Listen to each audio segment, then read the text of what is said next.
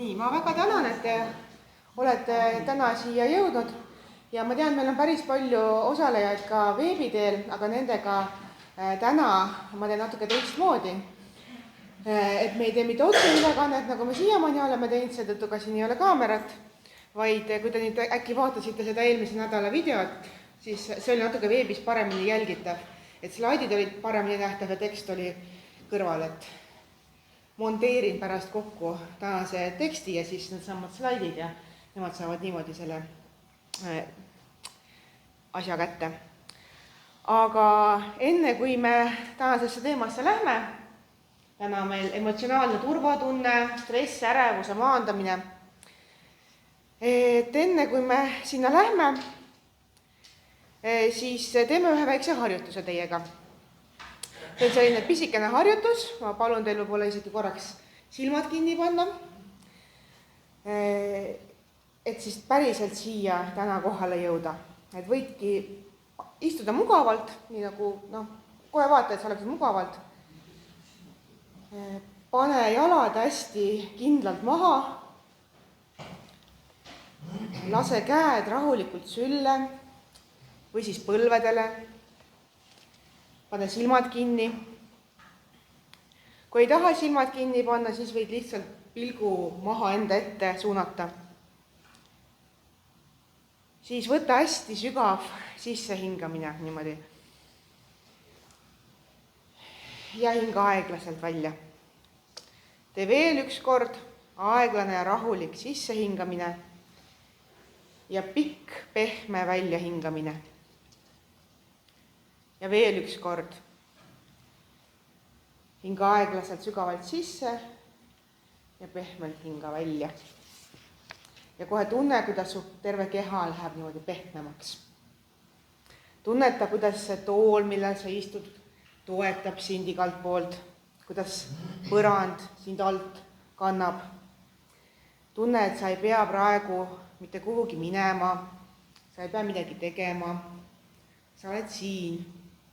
Ja see on täitsa piisav.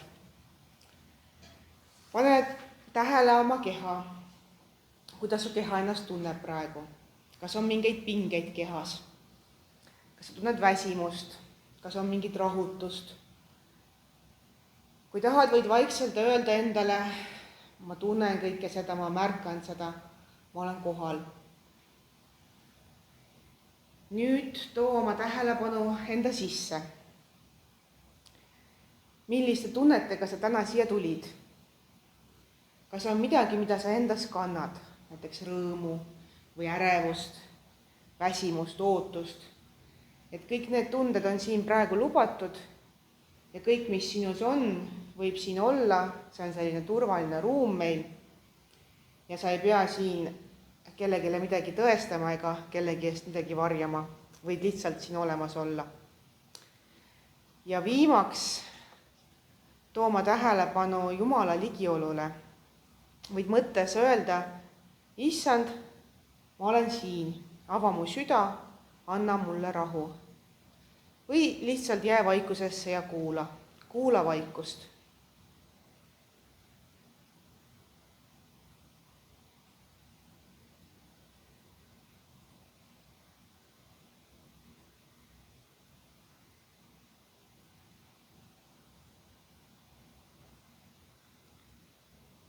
Ja kui oled valmis, võid avada silmad, võid liigutada oma sõrmi, varbaid, sirutada ennast ja olla siin kohal, olla hoitud ja me saame alustada teiega. Nüüd see, mis me täna siin räägime, ei pruugi olla midagi uut, samamoodi ka nagu eelnevatel kordadel ei pruugi olla midagi uut selles infos, mis mina teile räägin. Sest et te olete täiskasvanud inimesed, teil on mõnel väga-väga palju elukogemust. Peaaegu kõik on täiskasvanud inimesed. Ja te olete palju kuulnud, te olete ilmselt paljudes loengutes käinud, ega tegelikult need asjad, mis me ka siin läbi võtame, need ei ole selline, et eile avastati. Et need on tuntud asjad, tuntud teemad kõik, aga nüüd on küsimus selles, et kas me ainult teame seda kõike või me päriselt teeme nende asjade järgi, mida me teame. Et kas meil need teadmised on siis rakendatavad ka. Ja ma tooksin siis selle piibli näite ka siit, mis väga hästi ilmestab seda, sellest Jaakobuse kirjast. Aga olge sõna tegijad ja mitte üksnes kuuljad, pettes iseendid. Et siis mitte ainult, et ma tean seda, vaid et nüüd ma tegutsen ka. Ja mõtlesin, et vaatame korraks tagasi, meil on olnud nüüd mitu kokkusaamist. Me oleme päris mitmel teemal juba teiega arutanud, päris mitu võimalus on olnud võib-olla midagi muuta oma igapäevases toimimises. Ja korra vaatame, mis need korrad on olnud. Et see kõige esimene tund, millest me rääkisime, olid sellised tervislikud eluviisid, tervislik toitumine. Rääkisime, et tervis, et meie keha on kui Jumala pühavaimu tempel. Ja rääkisime siis, et kuidas need igapäevased valikuid peaks tegema, et kuidas see toit peaks olema värviline, et siis on seal võib-olla rohkem sellist köögivil ja mitmekesisem toitumine on. Rääkisime sellest, kuidas uni on oluline, et kuidas ikkagi magama minnes me justkui anname ennast Jumala kätte ja usaldame teda ja saame rahulikult magada, teades, et hommik tuleb ja siis on see maailm ikka siin alles. Rääkisime, et kui oluline on liikumine, et kui kas või kõnnid niisama tööle või kõnnid kirikusse näiteks, et siis selle kõndimise ajal võib mõttes ühe palve lugeda, et ka kõndimise ajal võid Jumalaga koos olla. Ja rääkisime ka puhkuse olulisusest, natuke rääkisime läbipõlemise võimalustest teiega, et kui ikka üldse endale puhkust ei anna ja kogu aeg muudkui piitsaga endale anda, et tee rohkem, ära puhka, et kuidas siis mingi hetk lihtsalt ei jaksagi rohkem, oledki ära põlenud nii-öelda. Ja nüüd ma küsin teilt paar küsimust, et te võite mõttes mõelda, kas te olete, mis oleksid teie vastused neile küsimustele, kes ei olnud esimesel korral, see võiks lihtsalt siis mõelda, kuidas temal on nende asjadega. Et kas sa toidad oma keha nii, nagu see oleks üks püha keha, et Jumala püha vaimu kodu, et kas sa toidad oma keha niimoodi. Kas sa lased endal päriselt puhata? See juba 3 nädalat tagasi me rääkisime sellest, kas sa oled vahepeal lasknud endal natuke puhata. Kas sa oled võtnud mingeid samme, et rohkem liikuda näiteks? Ja kas sa oled märganud, et uni või une puudumine mõjutab kuidagi sinu otsuseid, sinu meeleolu? Oled sa seda tähelepanelikumalt äkki sellega toimetanud? Ja siis see lause, et keha kui Jumala tempel, et see kõlas niimoodi 1. Korintlaste kirjast, või kas te ei tea, et teie ihu on teis oleva pühavaimu tempel, kelle te olete saanud Jumalalt ning et teie ei ole iseenese pärand. Ehk siis see vesi, millest sai ka pikalt räägitud, toit, liikumine, puhkus. Teine meie teiega kokkusaamine oli aja planeerimisest. Et rääkisime, kuidas võib-olla seda aega paremini planeerida, kuidas kalendrit sättida, kuidas võib-olla teha nimekirja kõikides asjades, mida peaks tegema. Ja sellisest meie loomulikust rütmist rääkisime, et mõnel on see loomulik rütm niimoodi, et ta on pikalt üleval õhtul ja hommikul tahab pikalt magada. Teisel on elurütm võib-olla just selline, et ta on väga varajane ärkaja, aga läheb ka vara magama. Tean konkreetselt 2 inimest, keda ma olen juba 10 aastat niimoodi väga lähedalt jälginud, kellest üks on no väga krapsakas, alati esimene, alati on kohe olemas ja teine on selline rahulik kulgeja. Näeb, jälgib kõike, naudib loodust, nuusutab lillekesi, aga on ka alati viimane, kes kohe jõuab. Ega see ongi see, et me oleme erinevad, meie selline loomulik rütm on hästi erinev. Ja ma küsin teilt ka need samad küsimused, et kas sa oled endale jätnud mingit sellist ruumi hingamiseks, et sul oleks selles sinu tihedas ajakavas näiteks see 1/7 päev, kus sa hingad. Võib-olla nii nagu on ka kirjas, et pühendad selle 7. päeva Jumalale. Et teed endale 6 päeva teed tööd ja siis võtad hingetõmbepausi. Siis kuidas on sinu väsimusega? Et kas sa oled tähele pannud selle koha pealt, et oled sa mingeid samme teinud selle poole, et natukene võib-olla vähendada oma sellist pidevat üleväsimust? Kas sinu päevades on midagi, mis sind taastab? Oled sa sinna midagi juurde pannud, mis sind taastaks? Või oled sa märganud just neid asju, mis sind iga päev kulutavad? Kas sa oled oma elurütmis mingeid selliseid teadlikke samme viimastel nädalatel teinud, et seda elurütmi natukene kohendada? Et näiteks, kui sa oledki õhtune inimene, et siis võib-olla sätidki oma niisugused loomingulised tegevused sinna õhtusse, et siis ei hakkagi hommikul nendega pingutama. Nii, siis eelmine kord, nädalaga tagasi, me rääkisime sellisest väga põnevast teemast, rahateemast, mis ja rääkisime just selles võtmest, et mitte kui endale rikkuse tegemine, vaid kui raha teenimine sellel eesmärgil, et saaks aidata teist inimest, saaks aidata ligimest, saaks anda, saaks olla teenija teiste inimestele, kui nii võib öelda. Et mitte ainult iseendale siis, vaid kõigile.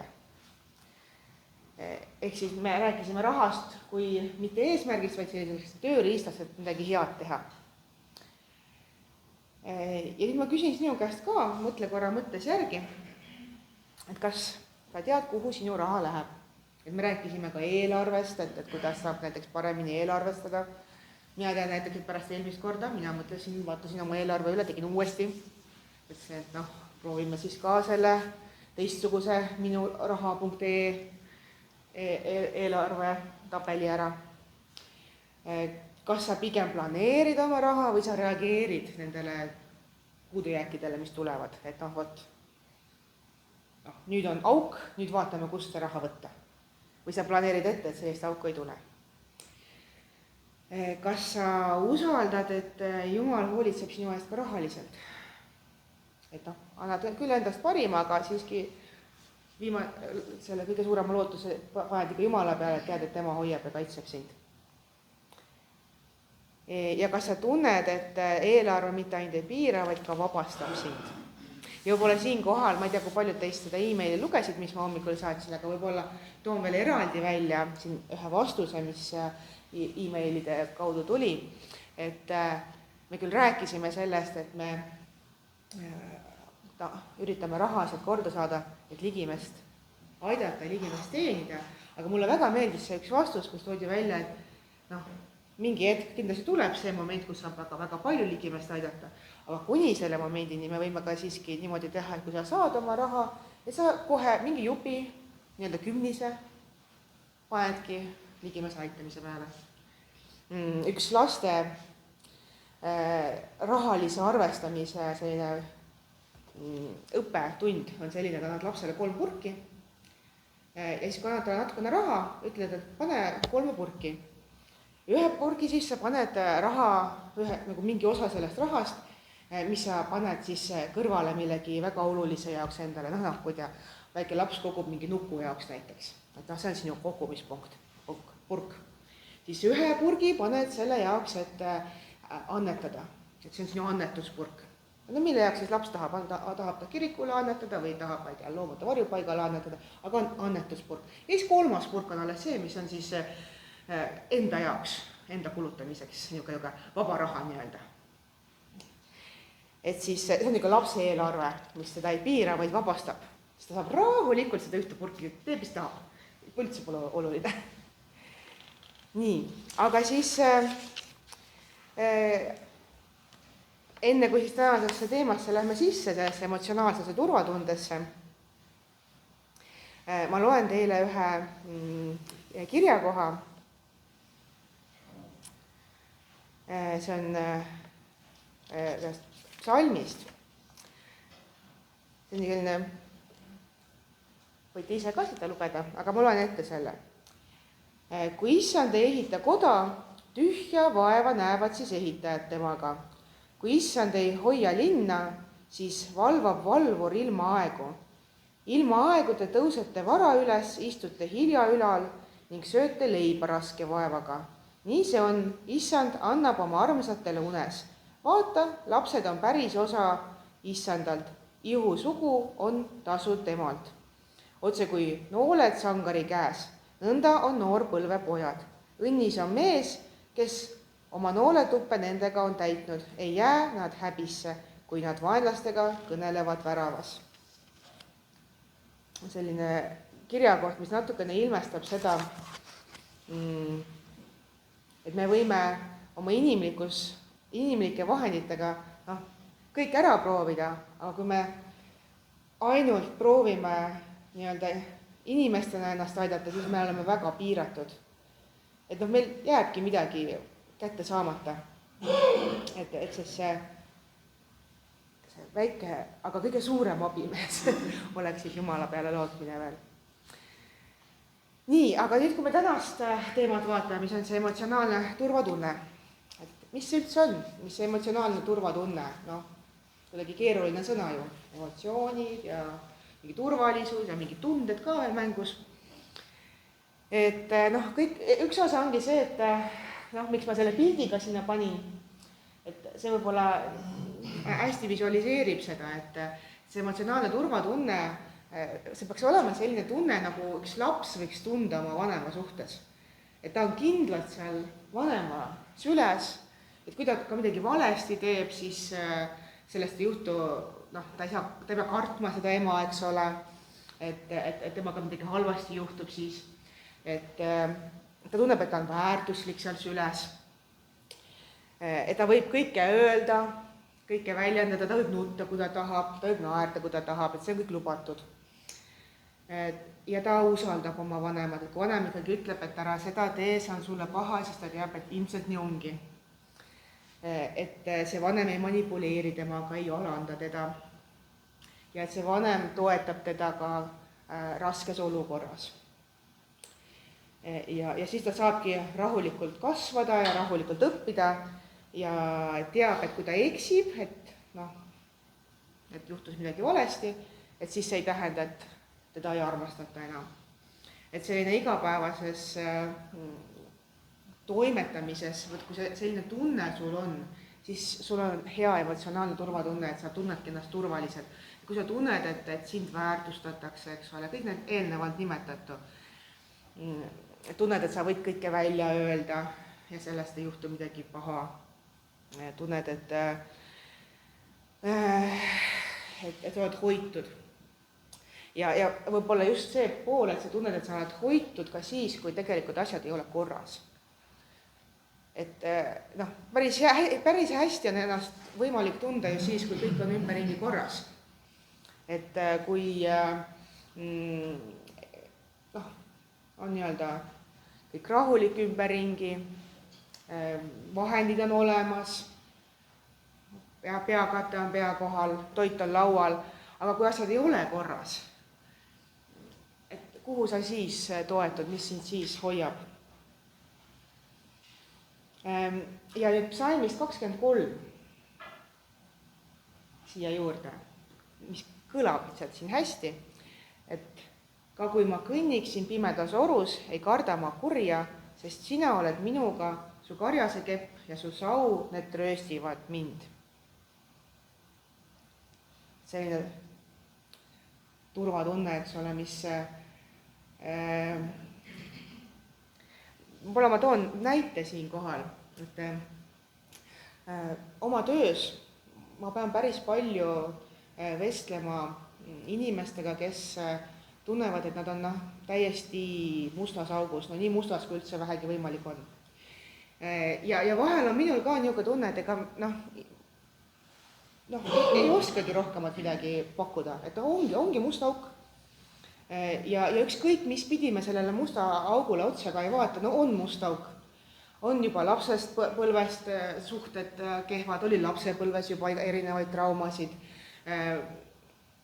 Nüüd on suhted kehvad, ollakse üksinda, tervisehädad on, tööd ei ole, raha ei ole, süüa ei ole, inimestega ei saa suhelda ja välja kodust ka ei saa liikuda. No nii must auk kui vähegi võimalik. Ja mis sa siis teed sellises olukorras, kui nii must auk on? Siis on 2 varianti. Ma tavaliselt pakun inimesele seda varianti ja ütlen, et kas ma võin teie pärast palvetada. Ja mulle pole veel mitte keegi öelnud, et ei tohi minu pärast palvetada. Ja ma palvetangi siis, ja kui see sobib inimesele, siis me palvetame koos sellele hetkel, aga see on üks selline õlekõrs, mis sellest, ta nagu tunneb, et siit väljapääsu enam ei ole. Aga tegelikult üks valgushelk on siiski olemas ja see on võib-olla see kõige tugevam valgushelk seal juures. Ja sellest saaks kinni võtta. Ja tavaliselt on niimoodi, et palve aitab. Kui sa palvetad ära selle inimesega, siis mingisugune rahu saabub. Sest et kuhugi on see suur must auk on kuhugi justkui ära antud. Et enam see ei ole, ei koorma seda inimest. Juba läks kuhugi kõrgemale. Ja vahel küsitakse minu käest ka, et igapäevaselt kuuled niisuguseid raskeid lugusid, et kuidas sa ise hakkama saad. Aga täpselt niimoodi saabki, et need lood on rasked, aga ma annan nad üles ära. Ja siis need lood on üks suur vägi aitab ja toetab. Nii. Aga kas sina tead, kuhu sina toetud siis, kui miski logiseb? Et miski on nagu valesti, et kuhu peale sina toetud? Et me tihti otsime abi võib-olla just nendest inimlikest variantidest, et helistame sõbrale, mis on ka hea variant muidugi, et sõber kuulab. Või helistame mõnele telefoniliinile, kus kuulatakse, räägime pereõega näiteks, räägime sotsiaaltöötajaga, tahaks nagu, et keegi lahendaks probleemi ära. Aga nüüd see sisemine turvatunne oleks siis just see, et ma tean, et ma olen hoitud ka siis, kui kõik läheb halvasti. Ehk siis korraks panen teid mõtlema just sellisest nagu kristlikust aspektist, et mis on kõige halvem, mis saab sinuga juhtuda. Meil on ümberringi praegu käivad rasked olukorrad maailmas, kliimast me räägime, et kui kehv on kliima, sõjad käivad, võib-olla hirmud sellega seoses. Ja mis on kõige halvem, mis saab sinuga juhtuda? Põhimõtteliselt kristlikust aspektist kõige halvem, kõige halvem, et sured ära ja kohtud loojaga. Põhimõtteliselt kõige halvem, mis saab juhtuda. Ja tegelikult päris tore välja vaada. Ja veel, kui panna sinna veel... Kui panna veel sinna juurde see, et okei, mõni ütleb, aga mõtle, kui ma pean palju piinlema ja kõike seda, aga siis see tähendab ju seda, et nagu kõik need kirjakohad, mis ütlevad, et usu pärast taga kiusatud ja nii edasi, eks ole. Ja tegelikult on nagu šansid suuremad loojaga kohtuda. Ehk siis nagu, ka kõige hullemas variandis sul on nagu nii tugev põhi, millele toetuda. Ja siis seda põhja ei saa keegi sult ära võtta. Nüüd see psalm, eks ole, et kui ma kõnniksin pimedas orus, ei karda ma kurja. Mõtleme, pimedas orus, aga kurja sa ei pea kartma. Ja psalmid on üldse ühed toredad kohad, et seal on ka selline ilus kirja kohta, et oma tiiva sulgedega kaitseb ta sind ja tema tiibade all sa leiad varju. Tema tõde on kilp ja kaitsevall. Et siis see turvatunne on selline sisemine kindlus lihtsalt. Nii, räägime natukene stressist. Mis see stress on ja mis see ärevus on? Et tegelikult stress on meie selline hästi loomulik reaktsioon, et ta ei ole otseselt midagi paha, see on lihtsalt see, kuidas meie keha reageerib erinevatele pingetele. Et see tegelikult näitab, et me nagu vajaksime justkui midagi. Et ja ärevus tekib sel hetkel, kui me tegelikult ei tea, kas see meie vajadus saab siis täidetud. Et toon näite. Minul viimasel ajal on pühapäeviti niisugune ärev olukord õhtuti. Mõtlen selle, et meie tänase loengu peale, kas ma olen ikka valmis, kuidas ikka läheb või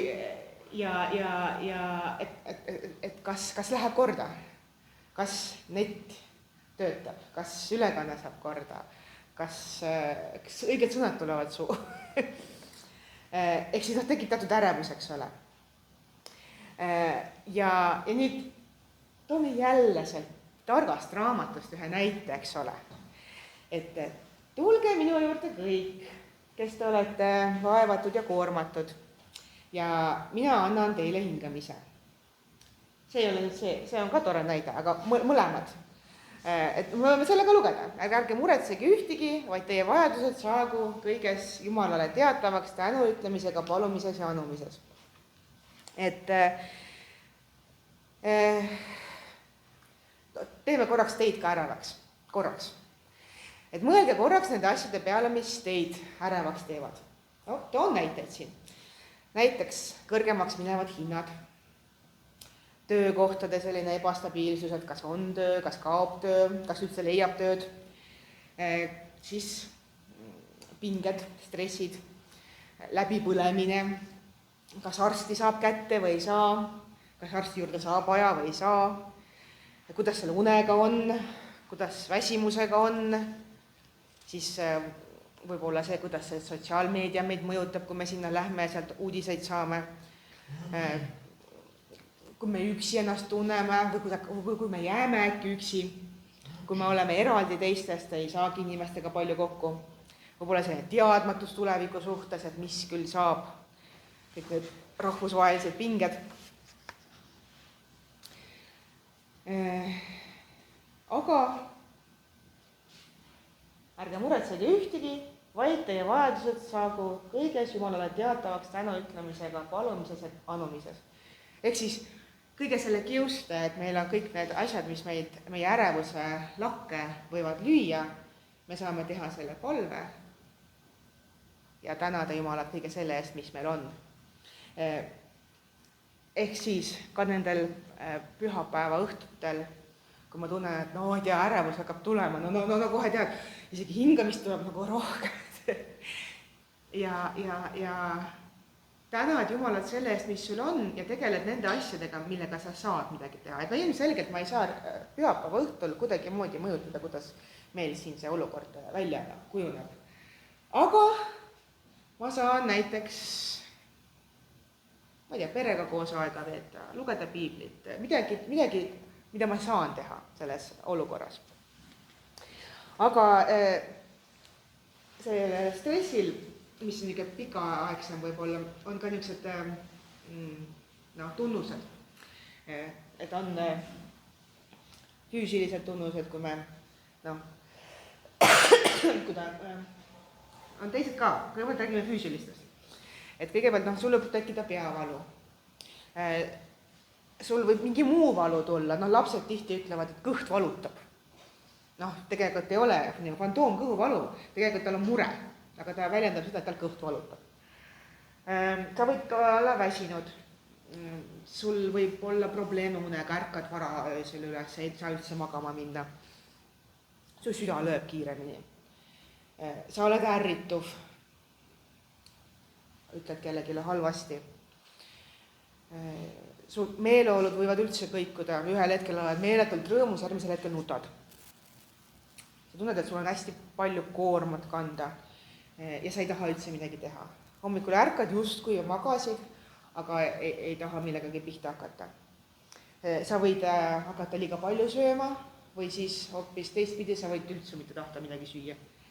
Et selline tavapärasest erinev. Sa võid kogu aeg tahta olla eraldi. Ma nimetan seda, et lähed oma koopasse. Pimedasse kohta, keegi sind ei putuks. Unustad asju, ei keskendu hästi olukordadele, nutad ja väldid võib-olla selliseid tavapäraseid tegevusi.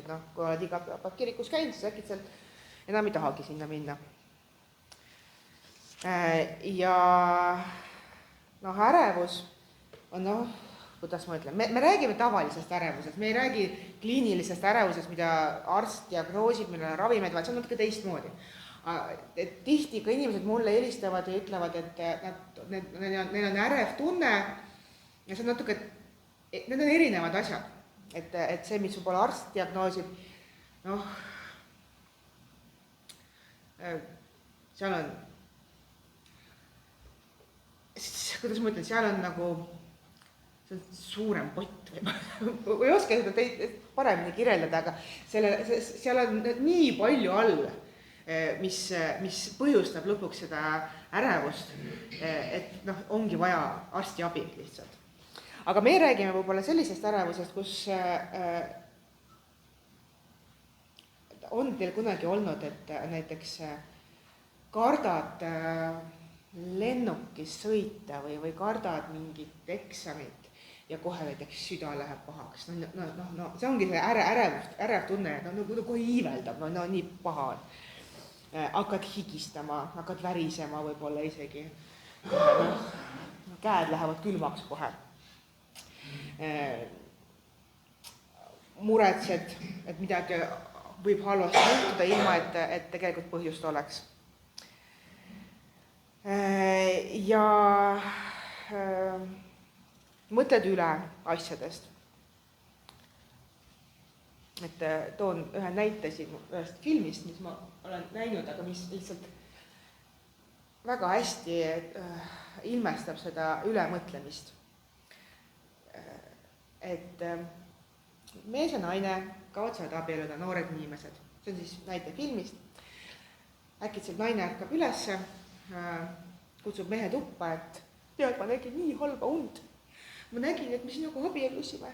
Ja meil oli poeg, ta oli kõige parem, ta kasvas suureks, ta oli kangelane, ta oli tuletõrjuja ja ta oli, ma ei tea, kõige ilus ja sportlik ja kõike ta tegi ja siis ta oli maja põles ja ta jooksis sinna majja ja et päästa seda last ja siis ta hukkus, aga ma ikkagi sünnitan tema. Selline üle mõtlemine, et pole veel midagi juhtunud, eks ole. Aga me igaks juhuks mõtleme juba kaugele ette. Ehk siis siinkohal ma alati toon inimesel nagu praegusesse hetke, et tegele sellega, mida sa saad praegu teha. Kas praegu on sul näiteks nõud pesemata? Näiteks, kas sa saad sellega tegeleda? Väike tegevus, mine ja pese nõud ära. Ära mõtle selle peale, et ma ei tea, homme tööd on vaja leida, raha ei ole, arved on maksmata. Sa ei saa sellega praegu midagi teha. See on, näiteks ongi õhtune aeg, praegu ei saa teha, aga mida sa saad praegu teha? Ja siis tegeledki selle väikse jupiga, millega sa praegu saad tegeleda. Nii, aga nüüd turvatunde, eks ole. Et me juba natukene rääkisime nendest, et millised kus see turvatunne võib olla. Et me saame võib-olla inimestelt seda turvatunnet juurde, sest inimesed teevad meile, meie lähedased loovad meile seda turvatunnet, et samamoodi nagu see näide, et emotsionaalne turvatunne just kui vanematelt tulev tunne, eks ole, et see, kuidas me suhtleme oma lähedastega või üldse inimestega, see, kuidas nemad suhtuvad meisse ja suhtlevad meiega, võib meid panna ennast turvalisemalt tunda. Et mingis seltskonnas sa tunned ennast väga hästi ja teises seltskonnas sa hoiad eemale, sest et need inimesed ei pane sind just eriti hästi tundma. Nüüd mõtle korraks selle peale, kas sinul igas päevas, millised on sinul need turvatunde allikad. Et mis on need, mis näiteks iga päev sul on ja mis sind rahustavad, mis toob sellist sisemist rahu juurde. Või siis mõtle näiteks selle peale, et kas sul on keegi, kellele sa saad rääkida oma hirmudest, oma muredest. On see mõni lähim sõbranna, sõber, ema, isa, poeg, tütar, õde, vend. Või äkki sa tead mõnda telefoninumbrit, kuhu saab helistada ja rääkida. Et võib-olla siinkohal on ka hea mõte teha, see ei ole reklaam, see on tuntud number, aga meil on selline riiklik number, emotsionaalse toe ja hingehoiutelefon, kuhu saab helistada iga päev, kella 10 hommikul, südaööni ja saab rääkida inimesega, saab rääkida igas keeles, see on tasuta number, riigi telefon, riigi hallatav. Ehk siis meil peaks olema kõigil tegelikult võimalus kellega rääkida. Nüüd mõtle veel, kas näiteks Jumala sõna on see, mis sind igapäevaselt toetab, sind kõnetab. Ja kas sind võib näiteks ka kirikus käimine toetada? Mina olen nüüd kirikus käinud päris sammu. Et mul tegelikult äkki oli 2 nädalat tagasi. Oli hõbeleer. 4 nädal tagasi. Aeg läheb ruttu. Igatahes alles oli hõbeleer lausa. Et ma ütleks, et hästi erinev on see kirikus käimine seal. Alguses käid kirikus võib-olla natuke niisuguse tundega, et kuidagi mingi kummaline süsteem on, miks nad tõusevad, miks nad istuvad. Mis sõnast liturgia ei tea üldse mitte midagi. Laule lauldakse, sellest osast saab aru, kus kirikuõpetaja räägib juttu. See on nagu mõistetav osa, aga kõik muu on nagu selline, ei saa päris hästi aru, mis toimub. Aga nüüd ma ütleks, et mina tunnen, et on midagi ekstra seal kirikus. Et sa lähed sinna kirikusse ja midagi toimub sinuga. Et võib-olla sa ei saa isegi aru kõikidest sõnadest, kõigest jutust, mis räägitakse, aga midagi sinus muutub, sind kasvatatakse kuidagi moodi. Minu juurde on vahel tulnud mõni inimene,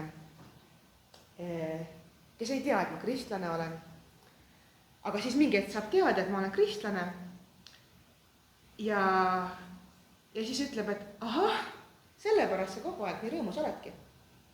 Ja tead, seda tegelikult tihti teiste puhul märkad ka ära. Et kuidagi vaatad see tunne, et sa saad seda koormat, mis sind muudku allapoole surub. Sa saad seda koormat kõrgemale ära anda. Teedki sellise, rõõmsa meelsuse. Et sa küll teed endast kõik oleneva, et sul seda koormat ei oleks. Aga siis see, millel sul kontrolli ei ole, sa saad üles ära anda. Ja see maandab sinu ärevust, sa ei pea muretsema mitte millegi pärast, sest et sa saad Jumalale toetada.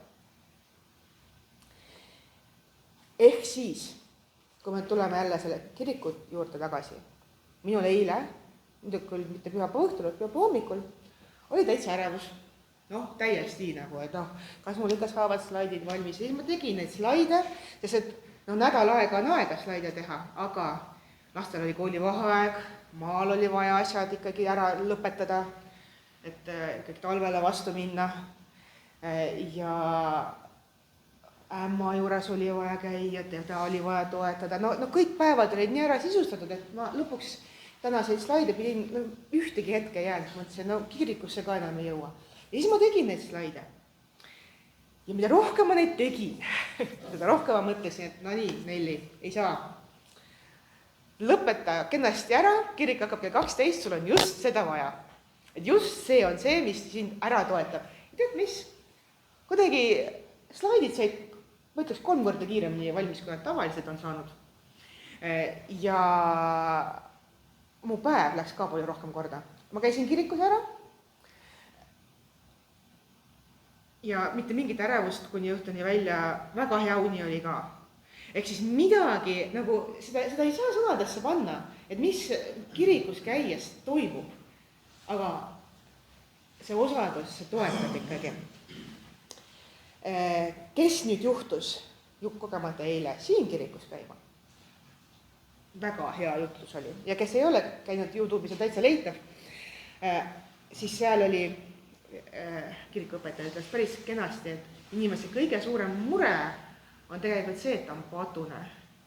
Ja kirik pakubki seda võimalust leida see igavene elu ja kui inimene ainult teaks, et ta saab nagu igavese elu ja ta saab selle igavese läheduse millegi täiusliku ja rõõmsa ja heaga, et siis peaks olema meeletu tunglemine, et kirikusse jõuda.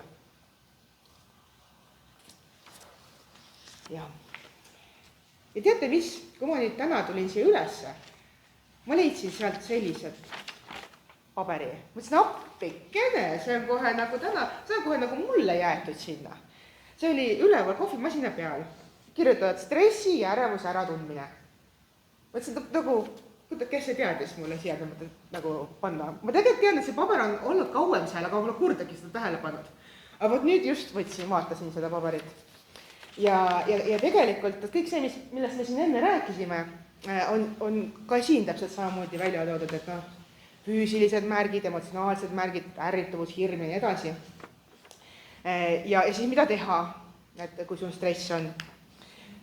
Kuni siis selleni, et siis need nõuanded, et kasuta toetusvõrgustikku, tee mingeid hingamisharjutusi, tee tervislikku eluviisi ja mängi seltskondlikke mänge. Kui lisaks, eks ole. Aga teate, mis siit siis puudu on? Nüüd peaksite teadma, mis siit puudu on. Siin on kõik need inimlikud vahendid, kuidas seda stressi ja ärevust maandada. Aga see kõige suurem vahend on siit puudu, et see palves üles anda ja polegi enam ei stressi ega ärevust.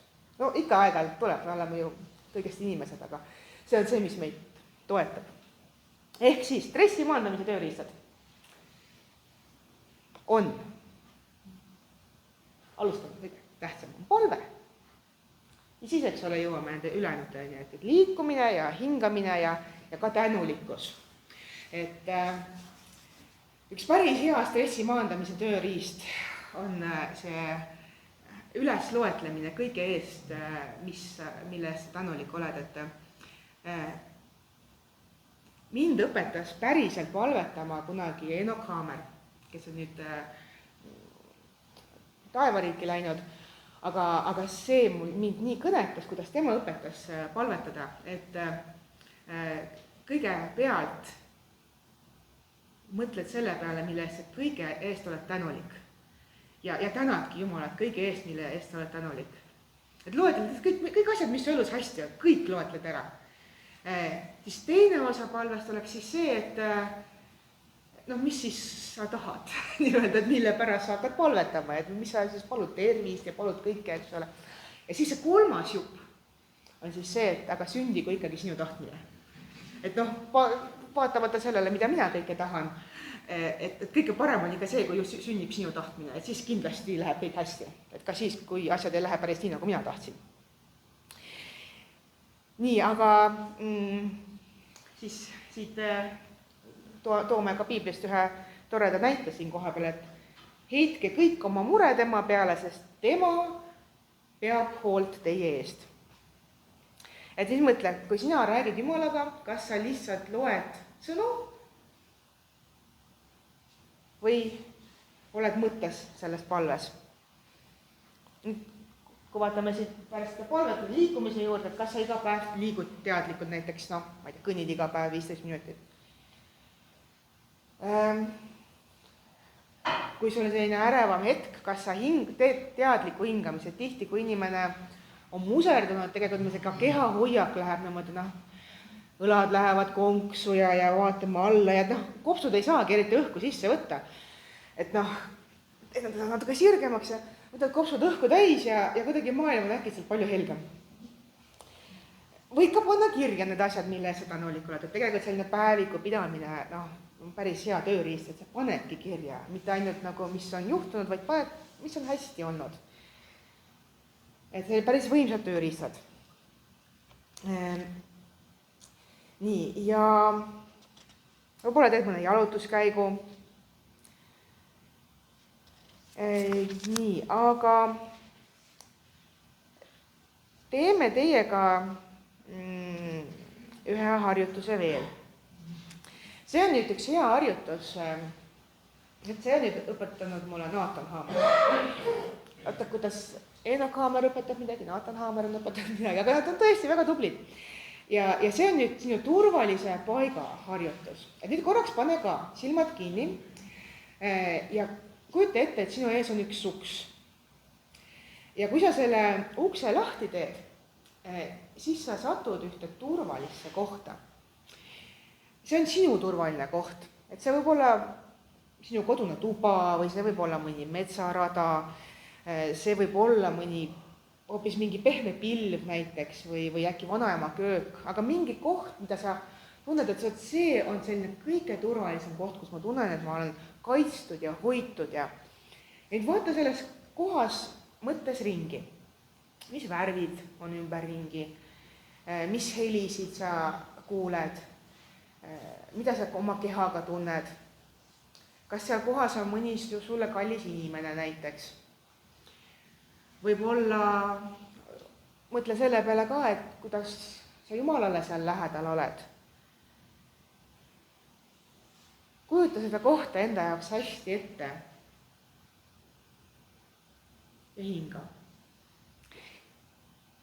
Ja kui sul näiteks tuleb selline moment, kus sa võid teha silmad lahti, aga kujuta enda ette, kui sa mõtled selle turvalise koha välja, sul on olemas see turvaline koht ja kui nüüd tuleb üks niisugune ärev moment, siis sa võid korraks seda turvalist kohta endale ette kujutada. Sest et sa korraks mõtlesid selle peale, mis sa kuulsid seal, mis sa nägid seal. Ja see turvalise koha ettekujutamine toob ka teatud sellise rahu endasse. Annan sulle ühe harjutuse veel kaasa. See on nüüd kuld päriselt. See aitab kõige paremini aidanud, kui inimesel on ärevus ja ta ongi aidake, tehke minuga midagi, võt niukses ärevuseks kohe. Ja nimetatakse 5 meeleharjutuseks. Ehk siis ongi need 5 meelt, mis meil on. Korraks mõtle selle peale, mida sa näed. Vaata oma enda ümber ringi, vaata, mida sa näed silmadega, nägemismeel. Siis mõtle selle peale, mida sa kõrvadega kuuled. Mis erinevad helisid sa kuuled, auto tundavad väljas, siin masina tundavad, ventilatsioon teeb mingid häält, keegi kolistab kuskil. Siis korraks mõtle, mida sa suuga maitsed. Mis maitse sul suus on? Mõtle hinga, mis lõhna sa tunned. Tunned sa mingeid lõhnasid üldse? Ja siis mõtle, mida sa kehaga tunned, et ma ei tea, püksid on kuskil vastu, jalad toetuvad kuhugi, ma ei tea, siin läheb midagi vastu, et mida sa oma nahaga tunned. Ja see tegelikult tingib selle, et sul see tähelepanu läheb korraks, keskendub teistesse kohtadesse ja inimene muutub rahulikumaks. Et päriselt, see on kõige paremini töötab üldse. Nii.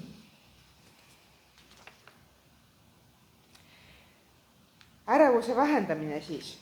Nüüd ongi see, eks ole, nägemine, kuulmine, haistmine, maitsmine ja kumpimismeel. Eks ole, mida me tunneme. Aga tuleme tagasi targa raamatu juurde. Ärge siis hakake muretsema homse pärast, sest küll homne päev muretseb iseenese eest, igale päevale piisab oma vaevast. Ehk siis kokkuvõttes me ikka tuleme selle juurde tagasi, et toetugem Jumalale ja siis ongi kõik hästi. Ja tegele siis sellega, mida sa saad muuta. Nii, aga lõpetuseks siia. Miks me siis ikkagi oleme sealsamas, kes suuremas, kes väiksemas augus, eks ole? Et tegelikult on niimoodi, et selleks, et midagi sinu elus muutuks, noh, sa oled selles, noh, see on küll ingliskeelne pilt, aga põhimõtteliselt sa oled siin hästi mugavas kohas, oma mugavustsoonis, sul on hea olla seal. See auk on väga turvaline, seal mõnus on olla selles augus, noh, kõik on tuttav juba selles augus. Aga selleks, et noh, seal on küll edu pandud, aga noh, põhimõtteliselt, et sellest august siis välja saada, kellel väiksem, kellel suurem, siis noh, sa pead oma sellest mugavustsoonist välja tulema. Ehk siis, kui sa armastad ennast häid toite kogu aeg süüa, no see on tõesti mõnus, noh, mina eestiklikult olen juba kaua aega väga häid toite söönud, no tõesti on mõnus, noh. Aga selleks, et ma kõnevaks saaks, ma pean sealt mugavustsoonist ikkagi välja tulema ja siiski otsustama, et noh, sööks ikka äkki natuke mitte nii maitsvaid ja rasvaseid toite. Ehk siis midagi peab muutuma. Korraks peab olema ebamugav võib-olla isegi, sest noh, kaalust alla võtta ei ole nii mugav. Sa pead ikkagi nagu midagi rohkem tegema selle jaoks. Aga kas sa siis tahad, et midagi muutuks või sa tahad lihtsalt mugavust? Et kumba sa valid? Et sa oled sellises toredas oma augus, noh, on küll tuttav ja kõik, või sa tahad, et juhtuks midagi paremat. Et astud välja korraks sellest mugavustsoonist. Ja kui sa nüüd endaga aus oled, et siis mis sind tegelikult takistab? Ja veel parem mõtle, aga millised on su võimalused üldse? Ja kas sa oled otsustanud, et sa tahad midagi teistmoodi teha? Kas sa oled teinud selle otsuse?